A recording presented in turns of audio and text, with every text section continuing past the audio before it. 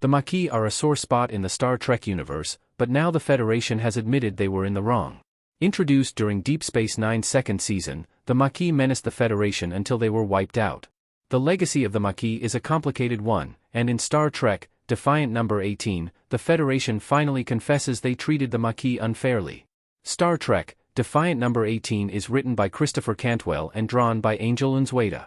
Worf reflects on his current situation, trying to marshal a group of nomadic aliens against a Romulan invasion fleet. With him are Ro Laren and B'Elanna Torres, both former Maquis. As the three debate strategy, Worf says he will stay and fight, as it is what Starfleet would do.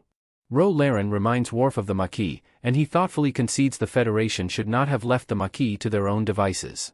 The Maquis' role in the Star Trek universe, explained. The Maquis had legitimate issues with the Federation.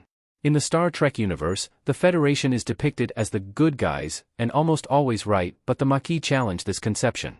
The Maquis were Federation colonists whose territory was given to the Cardassians as part of a treaty.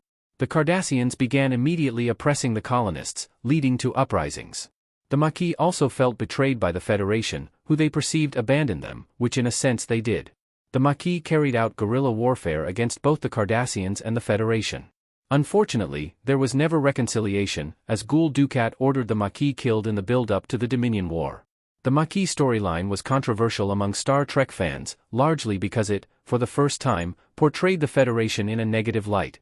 Star Trek, Deep Space Nine spent its 7 seasons subverting franchise tropes, and the Federation's moral high ground was one of them.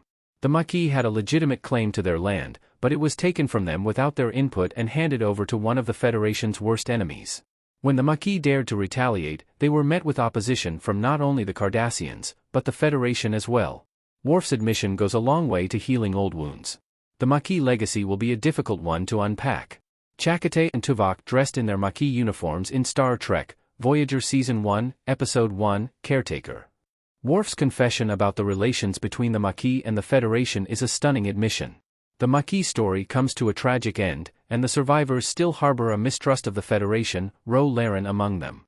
No amount of formal apologies from the Federation and Starfleet will ever make up for what happened, but Worf's goes a long way to acknowledging a great wrong in the Star Trek universe.